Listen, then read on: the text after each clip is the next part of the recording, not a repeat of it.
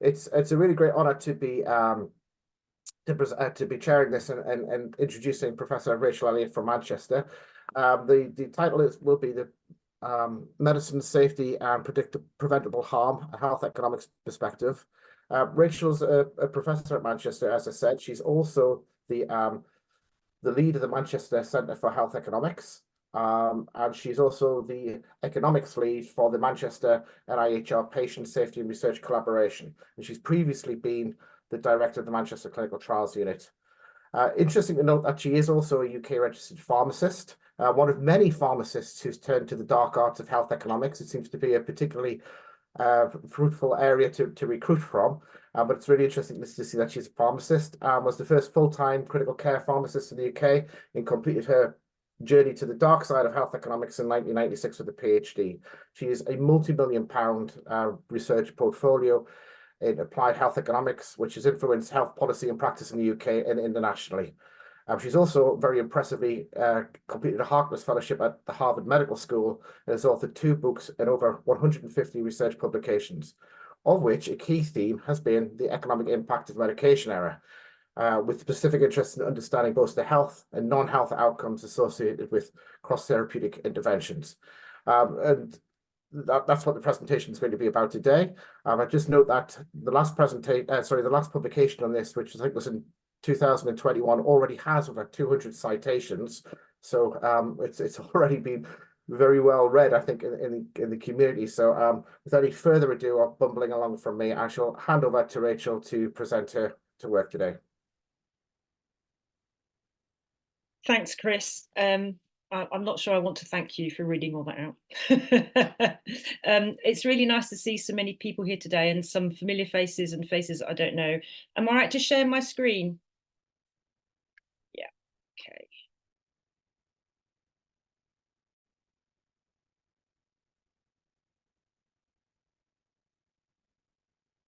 So I'm just going to reduce everybody to a thumbnail so I can see my whole slide. So I apologise if I can't see people's faces for the moment. I'm going to talk for 40 minutes, and if you've got any questions, please put them in the chat, and this will give us some time for questions.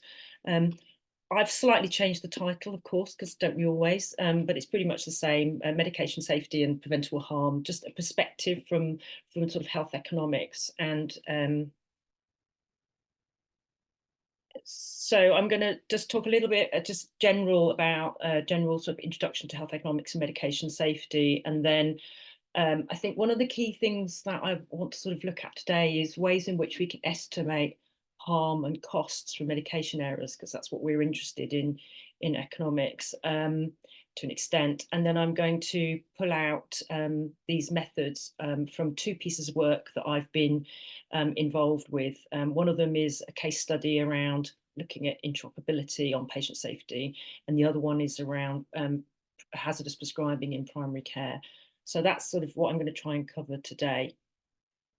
So I think there are quite a lot of ways in which health economics can contribute to optimizing medicine safety. I'm not going to talk about all of them today. I think there are 2 sort of very policy relevant questions that we can ask and answer as health economists. So first of all, what's the impact of sort of suboptimal medication safety? So we know that medication errors can lead to harm, and that can lead to patient morbidity and mortality, and then that's burden for the healthcare service to manage those that morbidity, and also societal burden, costs incurred beyond healthcare, so social care, patients' own costs, loss of productivity, loss of people being able to do their sort of normal daily activities, whether they're paid or unpaid. And so these types of studies are useful up to a point, particularly for targeting policies and research and resources to areas with maybe the highest burdens. They help to highlight where the issues are worst or need more resources directing to them. And then most solutions to improve medicine's use, medicine safety, cost money.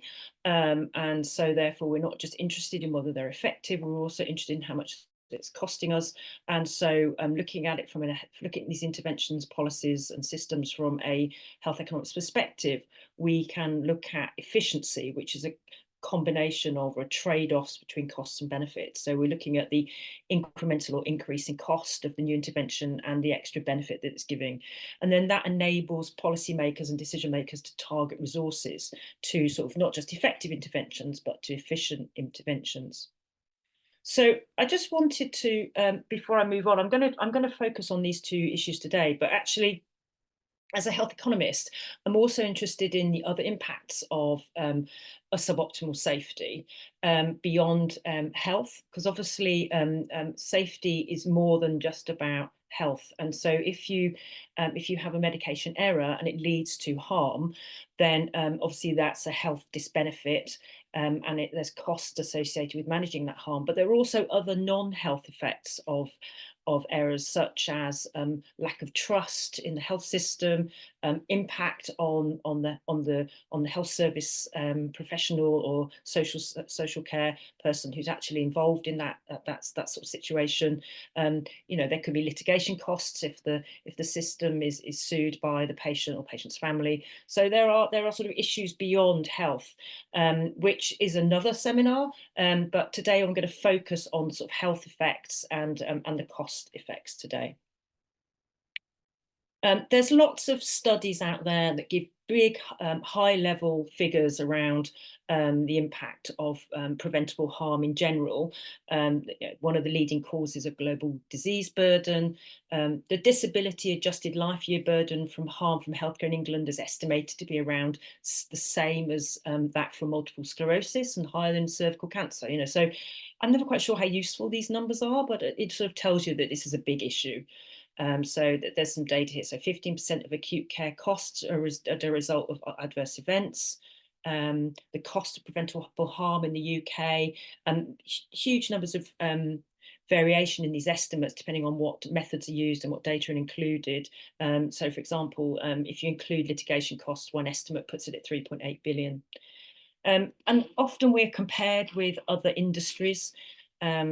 Not always appropriately compared, I think, but we do apparently spend less on harm prevention than dealing with the consequences of harm. And there's a study from the US that suggested that managing VTEs cost a hospital 4 to 6% of their budget, but they actually only spent 0.13% on preventing them. So, you know, which suggests that if they spent more on prevention, they spend less on treatment. Obviously, these interventions, as I mentioned before, are costly, and sometimes there are variable incentives for healthcare providers to invest in safety interventions. So they want to see what they're getting for their money. When we started working in sort of the economics of safety, a lot of the work was in secondary care, but actually most care actually takes place in primary care, and historically there's been less research here. And I think that a lot of the work that the PSLCs are doing is expanding that work in primary care. So I think that we are actually starting to see a lot more work being done in that forum. So let's just think about quantifying the impact of suboptimal medication safety before we move into sort of looking at some of the methods. So, you know, obviously there are lots of questions that we might want to know the answers to. So how often does a hazardous medication event or an error occur? So some of the work that I do, we don't use the term error because sometimes these high-risk prescribing events are not errors. People are actually, prescribers and patients are actually using medicines in a way that have a higher risk of a hazardous event occurring, but it's intentional because the benefits are deemed to outweigh the disbenefits. But for shorthand, I'm going to use the term error in this presentation, but just to say that it's not always an error. But I think for today, we're going to be looking at preventable harm, so we will use the term errors. So how common are errors? Where are they happening in terms of setting? Is it primary care, secondary care, nursing homes? What stage of the medicines process are they happening at? So is it when they're prescribed, or is it when the patients are having them administered, for example? And then do they matter? So do these errors actually make any difference? So do they cause harm? So if you measure errors, medication errors, whether it's a prescribing error or an administration error, then you're just measuring a process indicator. You're not measuring harm. So how do you link the error to harm? And then how do you attach a cost to that harm? Because it's quite difficult to do that. You know, if you do a study, and I know I've seen Bryony's on the call here, she's done lots and lots of studies in medication error. Once you've identified an error, you can't just leave the patient to go on and have the harm, because as a researcher, you're interested in what's going to happen to that patient. It would be sort of pretty unethical.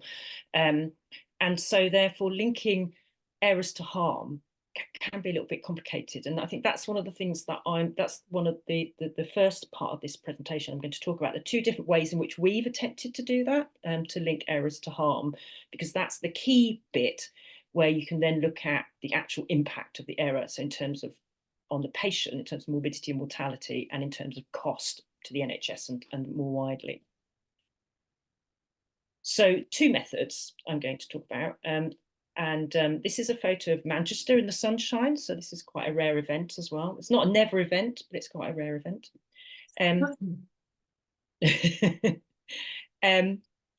So this is the first way that we did it. So we did some work. I think this might be the paper that Chris was kindly referring to. We did some work for Department of Health and Social Care when Jeremy Hunt was the health minister, where we were asked to, with York, we were asked to estimate the prevalence and clinical and economic burden of medication error in England. So this paper came out in BMJ Quality and Safety, and we made we did a sort of a modelling exercise where we estimated that 237 million errors are made in England per year, and that about a quarter of these can cause moderate to severe harm, with around 700 deaths. And this sort of went a bit viral, to be honest, which wasn't very relaxing for me as an academic, so I quite like to keep my head under the radar. And it showed that about 38% of errors were in primary care, 42% were in care homes, and 20% were in secondary care. So how did we do that? Okay, so I'll just talk you through how we did this. So so first of all, we knew that there were about 1 billion items prescribed in primary care per year in England. This is publicly available data.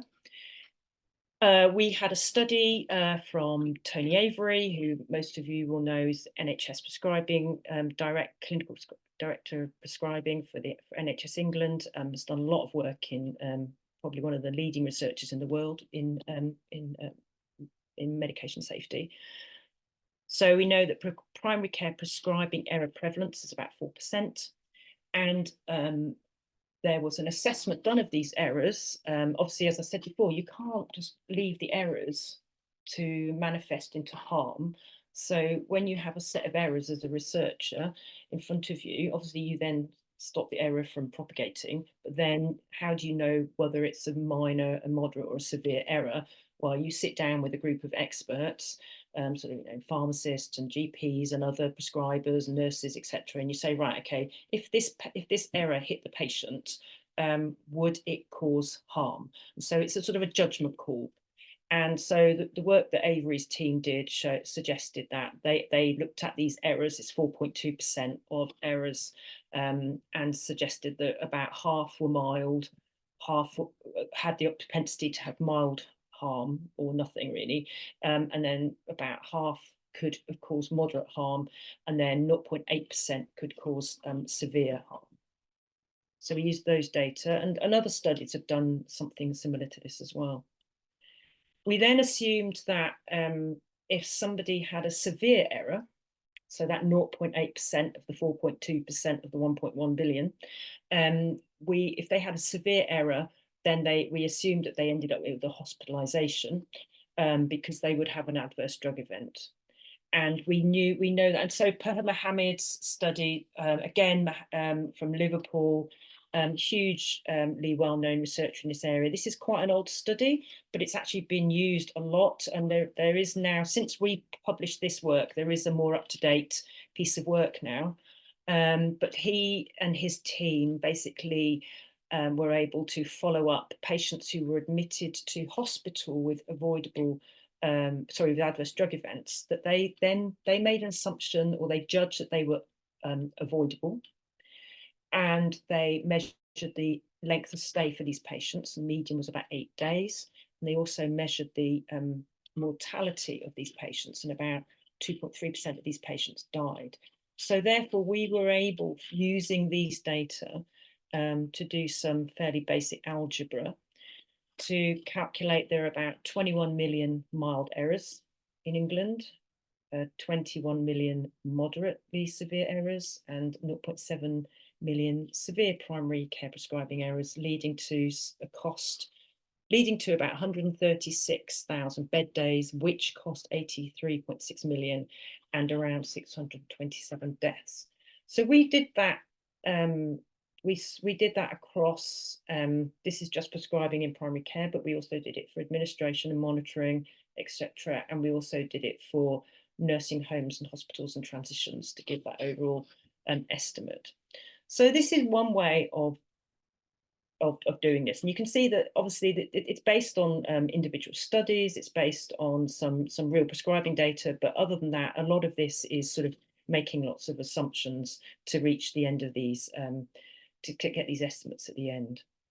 So the other way to identify harm from an error we've done, and I'm just going to talk through one study, but there's actually 2 studies that we've been involved in. This one here is done by Leonie Penner, who had a PSRC Manchester Centre of Health Economics joint funded PhD, and she looked at identifying the risk of serious harm associated with where you have a patient in front of you who's either on a warfarin or another oral anticoagulant and is then given a non-steroidal. And she looked at how we estimate the harm from that. And the way that we did it then was slightly differently from this other study, was we said, right, well, this is a specific error. So again, this is different from the other study because the other study is just looking at all errors. So it's just assuming some sort of similar level of harm across all errors across different diseases and different drugs. This is looking at, this is a different question. This is one very specific question. And in this situation, we've got the ability to go into this large data sets which link primary and secondary care data for individual patients in England. And we're able to say, right, well, if we find out, if we identify, we interrogate this database and we extract all the people that have had, who are on warfarin or another oral anticoagulant, and then we see if they've had a non-steroidal, then what we do is we go forward in the data set and we see whether they've had any of the serious outcomes that we think are or know are associated with using this combination of medication. And in this situation, we were hypothesizing increased risk of GI bleeds, stroke and major bleeds, and also systemic embolism. And then what you do is you basically take another population within the same cohort who haven't had that error, and then you look at their risk of these outcomes as well. And then we carried out, and this is done using a propensity score match population. So this study enabled us to identify the increased risk of these serious harm outcomes for this particular error using sort of, real prescribing and patient outcome data. So this was published in 2022. And what we found was that compared with patients who weren't on an oral anticoagulant, if you added in a non-steroidal, your risk of GI bleed increased by a factor of 3, increased risk of stroke, increased risk of major bleeding, but actually risk of systemic embolism didn't increase. So this is a different way of finding out, of linking the error to harm using a large routine data set. And this gives you the answer to a very specific question. So how did we use these data? So as part of a large program grant, Protect, we have built these models across 5 patient groups who are on non-steroidal, who've been maybe prescribed non-steroidal inflammatory drugs in a high-risk situation. So people in older adults, people who've had an ulcer in the past, this one that I've just talked you through, sort of taking oral anticoagulants, people with heart failure and people with chronic kidney disease. And what we did was we took the took data that linked the error to harm in the same way that Leonie Penner's paper generated those data, to look at the risk of these outcomes. And then what we did was we built a model which allowed us to quantify the costs and the serious harm outcomes and quality adjusted life years for each of these 5 situations. So this work is still ongoing at the moment. It's under review at the BMJ. But this is just, this is the model that relates to Leonie Penner's paper that I just talked you through with the oral anticoagulant in combination. You can see on the left-hand side, you start with no adverse events. So the patient is just in a state where they have no adverse event. And then there's a probability for somebody who's on warfarin, for example, that they might have GI discomfort, they might have a stroke, they might have a serious GI event, they might have a symptomatic ulcer. And if you add in the non-steroidal on top of that, you increase the risk of those events. So what we were able to do was to build this model and populate the probabilities from that study that Leonie had done. And then we took other data to tell us how much it cost to be in each state. And then we also took other data to tell us what your health status was in that health state. And that will allow us to generate overall costs and overall QALYs.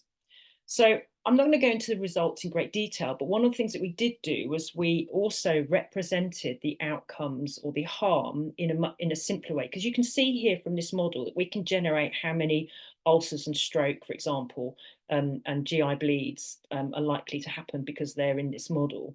So what we did was, one of the ways that we presented the results in a simple way is that this graph shows for these 5 errors, so these 5 times where you're giving non-steroidals in a risky situation, these are the sort of excess events or the sort of preventable events that can occur if you're using these non-steroidals in these groups in England. So this suggests that over 10 years in an English population, there are going to be 778 deaths, about 1,400 ulcers, about 1,900 bleeds, about 1,700 strokes, about 6,700 acute exacerbations of heart failure, and about 3,200 acute kidney injuries. So this is these are estimates of sort of serious harm outcomes, and then we can attach costs to that as well. So this is using methods that are very similar to the Penner study that I've just shown you. So you can see that this is a different way of estimating harm from errors. The difference between the 2 methods is that the estimation that we did where we calculated the 237 million errors, that's a lot quicker and cheaper than this. This is more complex to do, and also it's more granular, because the way that we do it at the moment is that we have to do it separately for each specific error. So but with this, obviously, you get information that's probably more specific and potentially more accurate to the specific error. So what I'm going to do now is just talk through the 2 case studies of interventions that are intended to improve medication safety. And the first intervention is where we've used the method that's similar to the 237 million errors method, where we've extrapolated just errors and then estimated mild, moderate, severe errors, and then estimated bed days. So that's what we've done with this medicines information optability intervention. And then I'm going to move on to the pincer intervention, where we've used this more sort of more error-specific modelling approach to estimate harm and cost. So back in sort of the probably 6 or 7 years ago, the NHS NHS England decided that to introduce some information standards. And this was to enable systems to transfer medication and allergy information digitally between, say, primary care and secondary care, so that it wouldn't have to be manually transcribed anymore. And locally, lots of hospitals and GPs are able to do that already, but nationally there was no system. And a lot of hospitals didn't have fully electronic prescribing, which meant it was difficult for them to transfer to give information to primary care, for example. And so this new system was very disruptive sort of technology to do this across the NHS. And we were tasked with looking at the impact on patient safety. So there's a lot of work being done around this. And so we were given we were asked to do a particular piece of work where we were asked to estimate the impact on medication safety. And as we had to do this fairly quickly, for us as academics, it felt quick anyway, probably for NHS England, it felt interminably slow. We used a similar estimation method to the method I talked about with the DHSC work that we did with York. So what we did was we looked at people who were at risk of experiencing what is called a transition medication error. So this is an unintentional error when somebody transitions from primary care to secondary care, or secondary care to primary care, within wards where you might have differences in electronic systems. So you go from the emergency department to the ward and it's a different system. So your medicines information has to be transcribed. And then if you transfer between hospitals, those were the 4 transitions that we looked at. And our intervention was this digitally enabled interoperable medicines information transfer, compared with the standard of care, which is sort of manual medicines information transfer.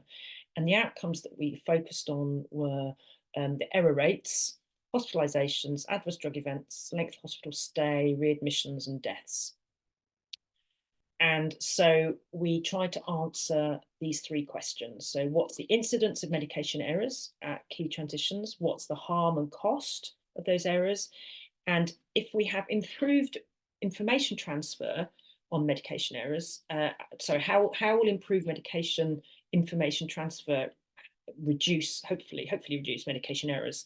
And then what impact does that have on associated patient harm and NHS cost? And obviously this was a desk exercise, and we were using available evidence and working very closely with a range of stakeholders, local and national stakeholders, that made this piece of work possible.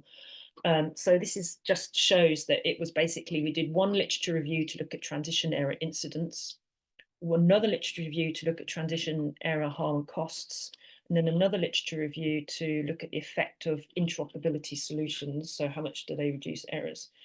And then this allowed us to estimate the effect of these solutions on errors, harm and cost for England. So this gives a summary of the results that we found. So similarly to the work that we did for DHSC, we've reported sort of numbers of transition errors, number of patients with harm, excess bed days, and then we've calculated the cost of excess bed days, and then we've got the deaths from harm. So if you look at the right-hand column, it shows us about 1.8 million errors at those 4 transitions over a year, with about covering about 378,000 patient episodes, and of those about 31,000 causing harm, with some excess bed days, leading to about just under £80 million worth of costs, and potentially 45 deaths. And this was assumed to be in the presence of standard medicines reconciliation, because you can't carry out these interoperable solutions without there already being some form of manual reconciliation in place. So then we looked at how are these baseline estimates of errors and harm and costs affected by the use of interoperable solutions. Now, there were we don't have any estimates of how effective the interoperability standards are. So we had to go to the literature and see what was out there. And there were no specifically relevant UK studies, but we did find some studies from other countries. So what we actually did in the paper that was published was we looked at a range of effectivenesses of reduction of errors. And so this one here, this estimate here is if you reduce the errors by 50% by having these digital interoperability solutions, then you're looking at halving your number of errors and reducing the numbers of people with errors, reducing the harm and reducing the deaths. So I think this might be 60% actually, or 56% reduction. So this was a way of showing that if you use these interventions, if you introduce these interoperability standards into your trust, and you know this disruptive technology is managed, that you actually now you are going to have an impact on costs, and you are going to reduce patient harm. So that just come out this year, actually, in BMJ Quality and Safety. So that's the first, that's using the first method to try and estimate harm and costs from errors. And then this intervention, pincer intervention, which some of you will be familiar with, uses the sort of the modelling approach that that I've also outlined. So for those of you that don't know, pincer is a pharmacist-led IT-based intervention where you go into the GP clinical system to interrogate the system to identify patients at risk from a set of 11 prescribing errors. And then the pharmacist works with the general practice to develop an action plan to correct the errors in the patients that have identified, but also to come up with plans to prevent these errors from occurring for future patients. So this is sort of a complex intervention of sort of IT and sort of human sort of academic detailing. And this is shown to be effective as an intervention in both a trial and in a regional rollout, and a national rollout is also the data are being analysed, but it's showing to be an effective reduction in errors. So at 6 months and at 12 months, you're seeing a reduction in prescribing errors. This is compared with the control group. So this is a bit of a busy slide. You don't need to worry about this too much. We'll just show that these are the 11 prescribing safety indicators, and you can see that 6 of them are around reducing GI bleeds, and then we've got 2 around reducing asthma exacerbation as a serious harm outcome. Non-steroidals feature regularly, so prescribing non-steroidals in heart failure is linked to the heart failure outcome. So we've just published a paper in BMJ led by Pearl Mock and Darren Ashcroft, which looks at the harm associated with using antipsychotics in people over 65 with dementia who don't have a diagnosis of psychosis. That's actually, again, that's had a lot of press interest. So that's a really important paper. I haven't gone through that paper today, but it does a similar thing to what Leonie Penner's paper did with the oral anticoagulants and non-steroidals. So hopefully that will have some impact. And then kidney injury is the other outcome. So these are the indicators that were covered by pincer. So the way in which we think about this as health economists is we think about our patient population being at risk of an error, and then we either use pincer or we don't. And then using pincer should reduce the probability of an error. And so the trial and the rollout measure those error differences. And what we wanted to do was to actually say, well, okay, we've got these errors that we've identified, and pincer has reduced the incidence of those errors, both in the trial situation and in the regional rollout situation. What we want to do as health economists is go from those errors to estimating overall patient harm and costs.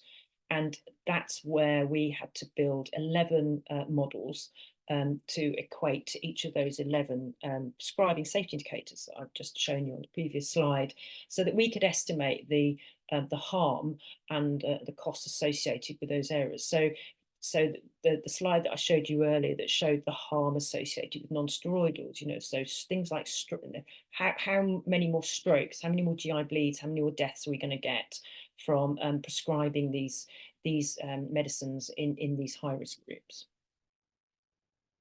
So we built the 11 models, and that enabled us to generate the cost of harm and the quality decrement, or the reduction in quality of life and quantity of life caused by these errors.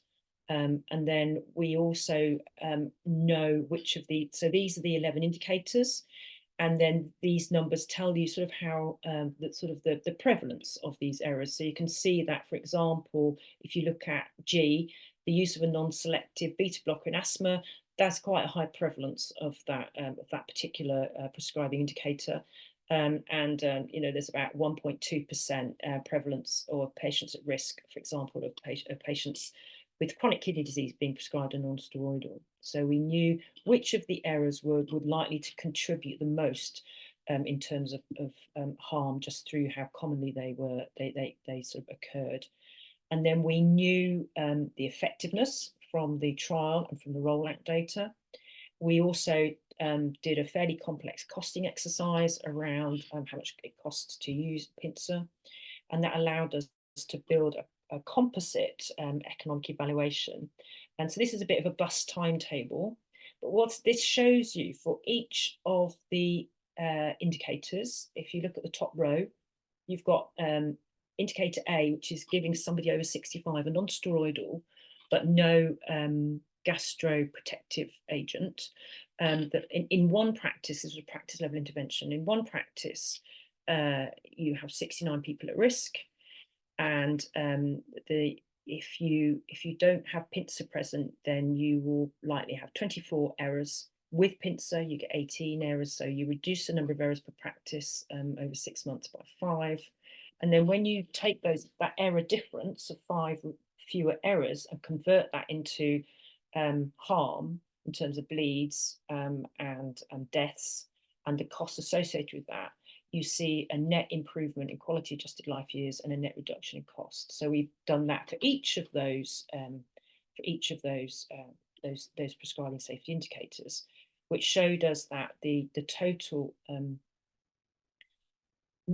cost saving in a practice, if you reduce the errors, was about just over £500, and that you would gain 0.14 for QALY, and then the intervention itself was about just over £1,000 per practice, and then so therefore the overall net cost or increase in cost overall, once you took into account reduction in costs from harm, was at just over £800. So you have a cost per QALY of £5,500.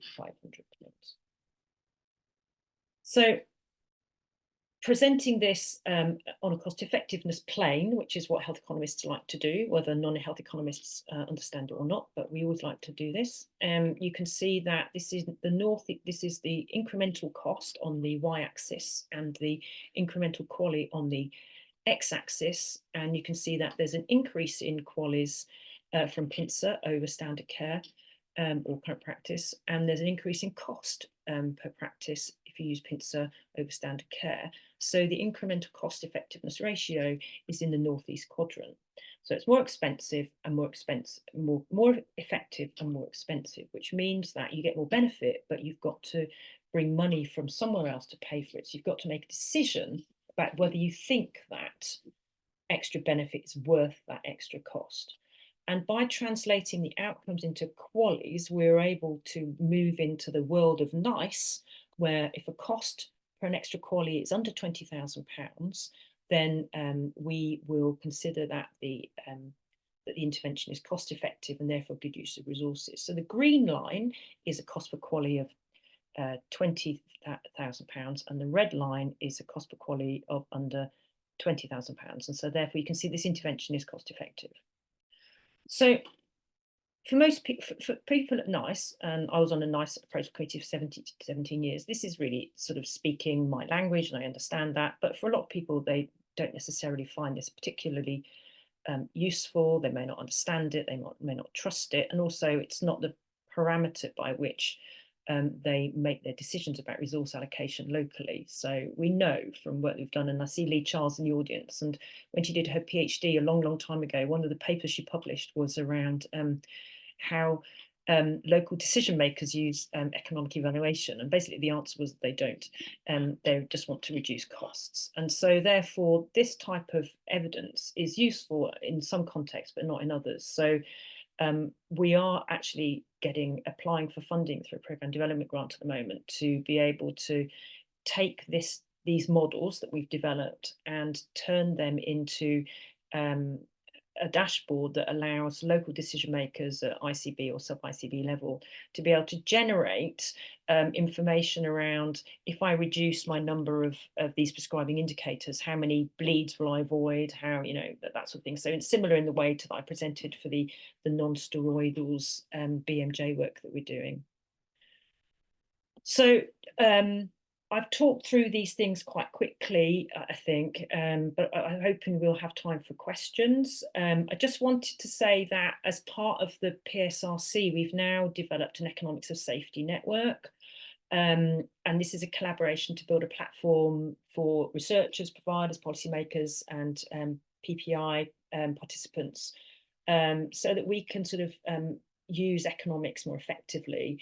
Obviously, there are quite a lot of methodological considerations around the economics of safety, but also what we want to do is to optimize collaboration between people who are economists in safety and people in safety research who want to use economics but aren't quite sure how to do it, and so that those groups of people can engage, and also to build a sustainable network for people working in this area. There we are. There's a lovely photo. We had our hybrid launch event earlier this year. We've already had one seminar. We've got another one coming. I've inculcated my way into your Safety Net seminar series today. We've got an international seminar at the end of June. We've got blogs and articles in the newsletter. We've got a health economics placement potentially coming to MCHA from one of the PSRCs, and the world is our oyster. So I'm going to stop now and pass it over to the audience to ask questions or comments.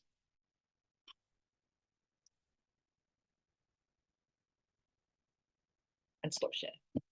Thank you, Rachel. That was also beautifully kind as well as massively informative. So thank you for that. Okay, so do we have any questions? I didn't see any pop up in the chat. If you could raise your hand, then I can hopefully see if anybody's asking any. Chris, I think there is actually a new question in the chat. Sorry, from William. Okay, so William, do you want to step in and ask your question in person then? Yes, thanks. That was a really fascinating talk, actually. Apologies if this isn't quite directly on topic, but I'm a doctor. I work in secondary care and in a hospital that introduced electronic prescribing over the last few years. And I guess I was quite excited about the potential for electronic prescribing. It could integrate and draw on safety science and things to improve medication safety. I think I've probably been a bit disappointed, to be honest. And I was just wondering if you knew how guided by safety science electronic prescribing systems are nationally, and how much they're drawing on that evidence base. It's not off topic, actually. It's actually quite close to what we're working on at the moment. So alongside PINTSA in the ProTech programme grant, we evaluated a clinical decision support system in primary care. So I think I don't want to speak for the whole of the NHS hospital electronic prescribing systems, but I will say from my experience, so please don't shoot me, don't shoot the messenger, is that I think that primary care is probably a little bit ahead of some secondary care on this. So for example, the systems that we've been working with, so OptimizeRx. Obviously, OptimizeRx has a lot of jobs that it does as a clinical decision support system. What it does is obviously it's interested in saving money, so stopping prescribing of unnecessary expensive products, the second thing is to enhance quality, so making sure that prescribing and monitoring is meeting quality standards. And then the third sort of job that these systems do is to use safety, is to have safety indicators in there. So for example, PINTSA being integrated into, and not just PINTSA indicators, but I know that OptimizeRx has got over 100 safety indicators in there. So that it's part of the day-to-day job of the system, that if a prescriber goes to prescribe something that would be considered a hazardous prescribing event, that it will flag up. So that's pretty much a standard part of primary care prescribing. I think that I don't know that it's a standard part of all electronic prescribing in hospitals, because I think to an extent electronic prescribing in hospitals is very heterogeneous in terms of how the systems are built. I think probably some are better than others. I know Bryony's on the call. I'm not going to ask Bryony to answer this question because it would be mean, but I do think that that there are moves to incorporate that into prescribing systems in hospitals. I don't know if that answers your question, but I know that in primary care that there's a lot of work being done on that already, but it's just as well whether people actually take any notice of all of these alerts. A lot of alerts. Okay, thank you both. So Calandra in the chat has asked how she can join the Economics of Safety Network, so we can answer that one offline, I think. Bryony's made a point about the input from safety science rather than a question. Do you want to elaborate on that, Bryony, or is that?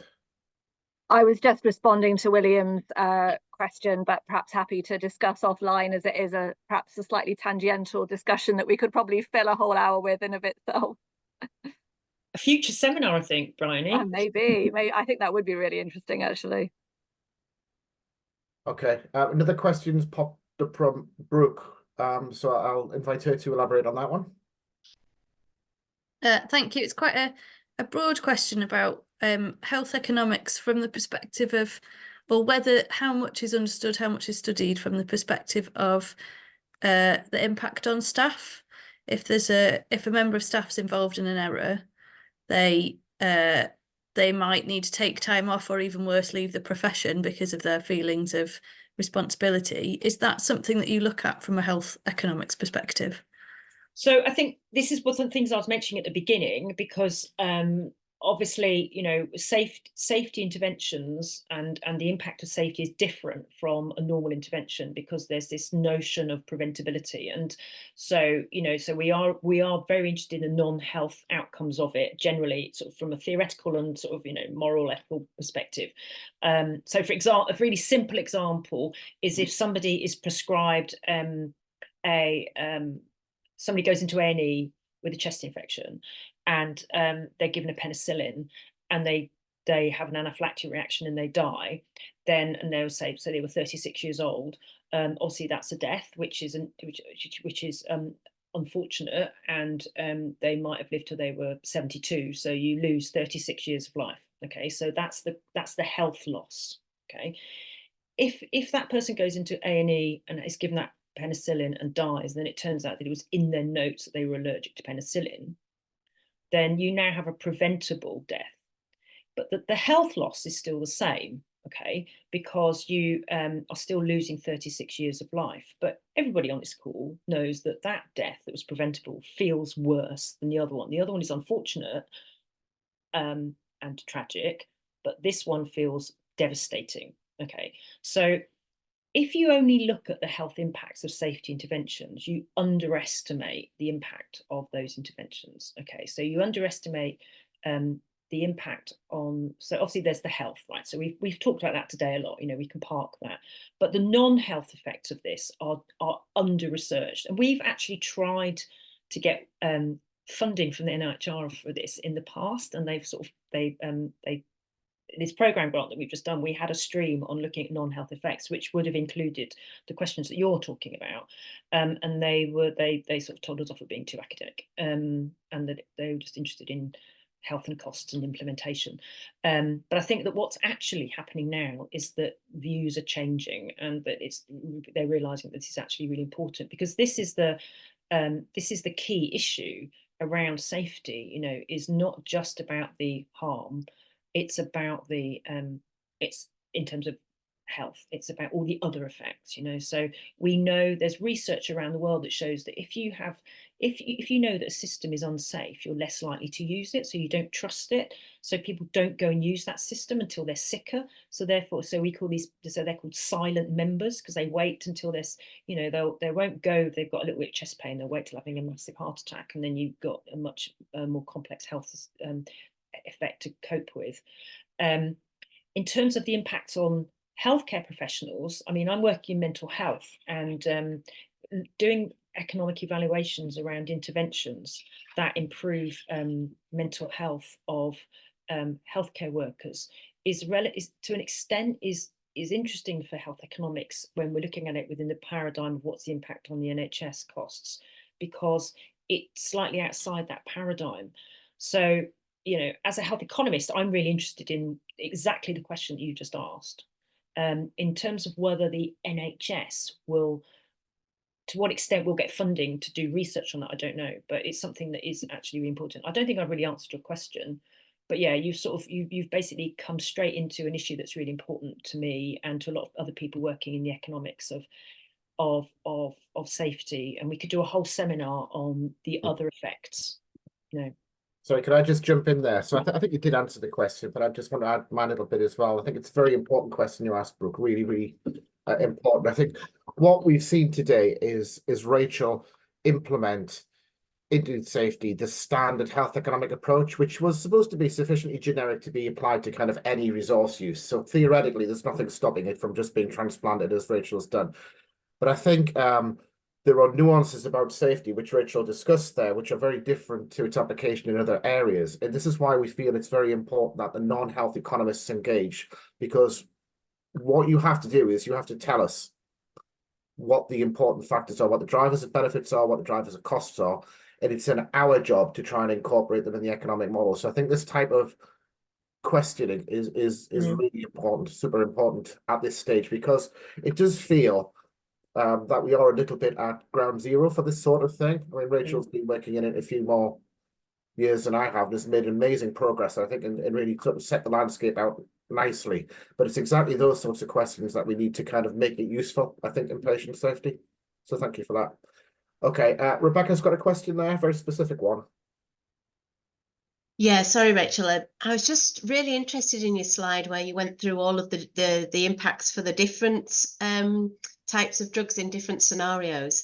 And I noticed that one of the largest groups of patients were those on the non-selective beta blocker for asthma, and that PINSA didn't work for that, or there was no difference for that group of patients. And I just wondered if perhaps this wasn't you that explored it, but if you know why that was the case.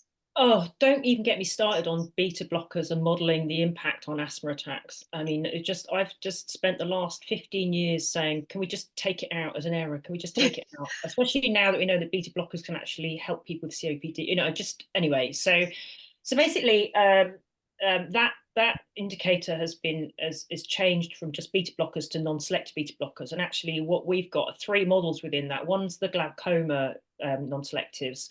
The second one is the use of propranolol for anxiety, and the third one is the use of non-selective beta blockers in in cardiac conditions. So we actually had 3 submodels for that. So basically, if you look at that, there's a theoretical effect of beta blockers on increasing asthma attacks, okay? And a lot of when you go back to the original papers, a lot of them from the 50s and 60s when it was normal to use propranolol, you know, so some of the basic data is really out of date. But also, if you give what happens is, in reality, is if you give somebody a beta blocker, and they're at risk of an asthma attack, you can see an impact at the beginning of treatment. But if they don't have an asthma attack or an exacerbation of asthma within about, you know, I don't know, a week, 2 weeks, 3 weeks of starting the beta blocker, they're probably fine. So that's why, you know, the GPs aren't going to take them off them, because they've been on them for 3 years and they're fine now. You know, so I think that's why it doesn't work, because it's one of these theoretical, you know, beta blockers block the beta receptors in the trachea, so therefore blah blah blah. But actually, it's so much more complicated in reality. So it's still in the CSM, you know, so, you know, it has to be in there because it's one of these where it has to be in there. But actually, when you look at the actual evidence now, it just isn't supported. And I must say, one of the most soul-destroying aspects of my work on Protect is having to build models for beta blockers and the effects on asthma exacerbations, because the evidence isn't there to support it. And we've actually got models now where we have this transient effect in our models, where we have the initial impact and then we've got no effect later on. So thank you so much. And I think if we incorporated the effect on COPD, you'd actually find that reducing beta blocker use in these patients might cause harm. Thanks, Rachel. Thank you for that. And thanks for the talk. I thought you were going to say something entirely different, actually, because in a similar study that Robbie Foy has run, he found that where you identified large groups of patients that GPs might have to look at, the impact was less significant because they just didn't have the time or scope to look at that very large group of patients, but they were much more effective at looking at smaller groups of patients. So I thought you were going to say something like that in response, but that was really interesting to hear, and I've obviously opened a can of worms there. Don't get me started. Okay. Sorry, I John's got his hand up. Yes, I was going to say John's got his hand up. I don't know how long it's been up there, but John, please. Thanks. It's not been up too long. It's just going back to I think it was Brooke's point really about staff and the impact on them, and it's not an economics point, but when I chaired an ethics committee, my ethics committee were very, very touchy and sensitive about questions that researchers might ask that might lead professional staff to expose themselves and to own up to doing things wrong. And they were very, very conscious that actually people were doing their best in busy environments to do a good job, and they didn't want to kind of make people feel in research that they were being criticised for doing things wrong. So the point I'm making, I suppose, is it's quite hard to do the kind of research that enables us to understand what these effects are. And it obviously needs to be handled in a sensitive way, but obviously there have been initiatives, haven't there, that have made it easier to report error. And usually we think that higher reporting error rates are a good thing, not a bad thing, because we think there is more error than people are actually owning up to. So there is something also in the system where we need to have this culture of openness and not the traditional culture, you know, especially maybe in nursing, of blame, like, and if you make 2 errors, you're not going to have a job any longer, and that kind of thing. So I just wanted to make those broader points as well. Really. Yeah, I agree. Okay, thanks. Well, that seems to be absolutely perfect timing because our hour is almost up, and all the questions seem to have been exhausted. Well, that were allowed. Oh, one new message there. Just more thanks for the presentation. That's great. So we need to get back to Calandra to let her know how to join the. So I think Ali is a research fellow working in health, a health economist working at MCHE, Manchester Centre of Health Economics, and he's coordinating the economics safety, the economics of safety network. And if you just email him, he's put his email address in the chat. And what I'll do, if I do this again, I'll put his email on the slides, and then he can add you to our economics of safety network. Yeah, and obviously if anybody is welcome to come. We're still sort of forming, so we're still thinking about what we need to do as well. So it's so there are some seminars, there are some talking heads, but also we want to talk about some of the issues that we've covered today actually. Brilliant. Okay, well, it's just time to close the session today. Just to thank everybody for joining. Some really interesting questions, and of course a special thanks to Rachel for presenting our work today. Expertly done. Thank you very much.